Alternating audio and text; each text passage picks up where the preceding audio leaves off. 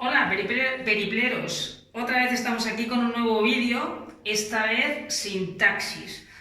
A ver, normalmente la sintaxis siempre es un tema que tenéis bastantes problemas, por lo tanto voy a intentar que mediante este esquema en la pizarra lo podáis entender y bueno, esté resumido todo para que podamos hacer cualquier oración sin ningún problema, ¿vale? En principio vamos a hacer sintaxis de oración simple. Oración simple significa que solamente vamos a encontrarnos un verbo en lo que es la oración. Bien, en principio la oración está formada por sintagmas, ¿de acuerdo? Los tenemos aquí, podemos encontrar un sintagma nominal, un sintagma verbal, un sintagma adjetival, un sintagma adverbial y un sintagma preposicional. Ahí os he especificado cuándo es de una manera u de otra. Por ejemplo, sintagma nominal, el núcleo es un nombre. El sintagma verbal, el núcleo es un verbo. El adjetival, un adjetivo. El adverbial, un adverbio. Y el sintagma preposicional, que siempre va a empezar con una preposición. Cuidadito con el adjetival y el adverbial, que normalmente la gente suele fallar. Por ejemplo, tenemos muy bonito y cuando veis que aquí tenemos muy, que es un adverbio, mucha gente dice, como tengo un adverbio ahí, pues ya sé que va a ser un sintagma adverbial. Pues no, en este caso sería un sintagma adjetival. Tenéis que tener en cuenta que bonito es la palabra que es más importante de ese sintagma y que es un adjetivo, porque yo puedo decir poco bonito, muy bonito, y de alguna manera el adverbio que tengo detrás lo que hace es modificar lo que es la palabra bonito, que es el adjetivo. Por tanto, el núcleo será bonito. Bien, aquí en cuanto a los sintagmas en la oración, los que más se trabajan, los más importantes, son el sintagma nominal, que va a hacer la función de sujeto, y luego el sintagma verbal, en la cual va a hacer la función de predicado, y como tenéis aquí, aparecen todo lo que son las funciones que podemos encontrar en este predicado. En el sintagma nominal, bien, sintagma nominal, cuando realiza la función de sujeto en la oración, puede tener varias formas. ¿Cómo lo identifico? Lo identifico o bien con un pronombre, como por ejemplo yo, bien un determinante y un nombre, como por ejemplo la casa. Acordaros que los determinantes son palabras que acompañan a un nombre y lo determinan, nos dicen si hay muchos, si es femenino, si es masculino, etcétera, etcétera.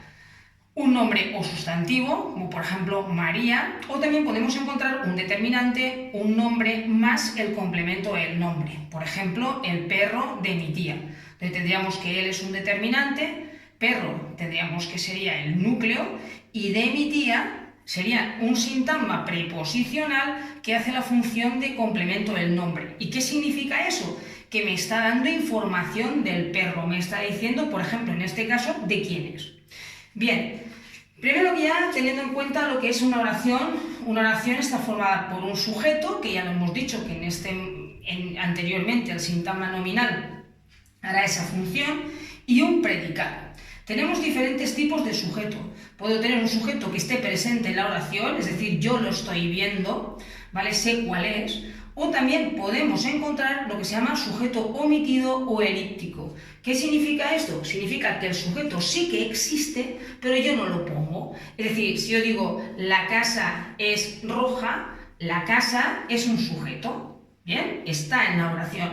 Pero si yo digo es roja, puede ser que sea roja la casa, puede ser que sea roja mi chaqueta, etcétera, etcétera. Pero sí que existe. Después ya hablaríamos de otro tipo de oraciones en otro vídeo, que en este caso pues hablaríamos de las impersonales, que son las que carecen totalmente del sujeto. Y luego posteriormente tenemos el predicado. El predicado encontraremos de dos tipos, el nominal y el verbal. ¿En qué nos basamos en esta clasificación? Pues solamente tenemos que ver qué verbo encontramos en la oración. Si encontramos el verbo ser, el verbo estar o el verbo parecer, será nominal.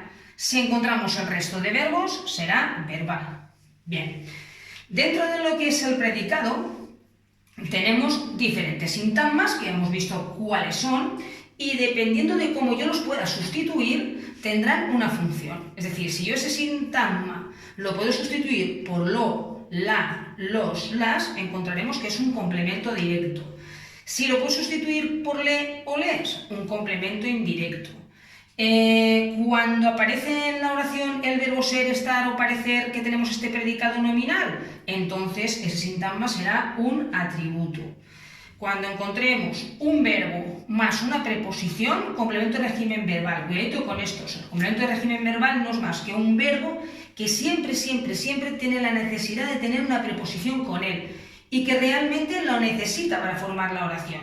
Por ejemplo, si yo digo confiar en, ¿vale? Que lo tenemos aquí. Confiar en mi tía. ¿Vale? Este verbo, confiar, siempre va unido normalmente a la preposición en. Yo siempre confío en algo o en alguien. Por lo tanto, este en mi tía sería el complemento de régimen verbal, ¿vale? Cuando analicemos la oración. Complemento predicativo. El complemento predicativo va a ser un verbo seguido de un adjetivo. Un adjetivo en el cual nosotros podemos preguntar y puede ser o bien un complemento circunstancial de modo, porque siempre preguntaremos ¿cómo? Y resulta que sí que nos contesta, ¿vale? Pero claro, puede ser un complemento circunstancial de modo o puede ser un complemento predicativo. ¿Cuándo sé que es uno o es otro? Pues muy fácil. Siempre que este adjetivo concuerde con el sujeto que yo tengo y que además este verbo lo pueda sustituir por el verbo ser o estar, entonces tendremos un complemento predicativo. Por ejemplo, los niños van contentos. Primero que nada, yo diría, ¿cómo van? Contentos. Uy, pues podría ser un complemento circunstancial de modo, que ahora veremos los diferentes que hay. Pero también podría ser un complemento predicativo. ¿Por quién me decanto? ¿Quién va a ser? ¿O qué función tendrá? Pues bueno, vamos a ver el verbo. El verbo es van y vamos a ver que contentos, primero que nada, es un adjetivo. Bien, veo que el sujeto es los niños. Los niños está en plural y contentos también. Los niños contentos, la niña contenta. Bien, concuerda con el sujeto. ¿Puedo sustituir van, por ejemplo, por estar? Sí, los niños están contentos. Por lo tanto, como ya cumple esas dos premisas, diremos que contentos es un complemento predicativo. Y por último tenemos los complementos circunstanciales. Hay de muchos tipos. Tenemos de lugar, tenemos de modo, tenemos de tiempo, compañía, instrumento, cantidad. Estos son, digamos, los más importantes. Todos ellos sabemos quién son si yo realmente voy preguntando al verbo. Por ejemplo, ¿dónde?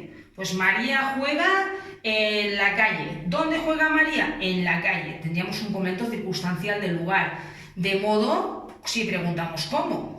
De compañía, ¿con quién? De tiempo, ¿cuándo? Cantidad, ¿cuánto? Instrumento, ¿con qué? ¿Vale? Entonces esto, a grosso modo, es una pequeña chuletilla, esquema, para que cuando tengáis que hacer sintaxis la tengáis al lado y podáis defenderos. Ahora, posteriormente, vamos a poner un ejemplo en el que vamos a realizar un análisis sintáctico de una oración y veremos todos estos, digamos, funciones para que lo podáis tener más claro.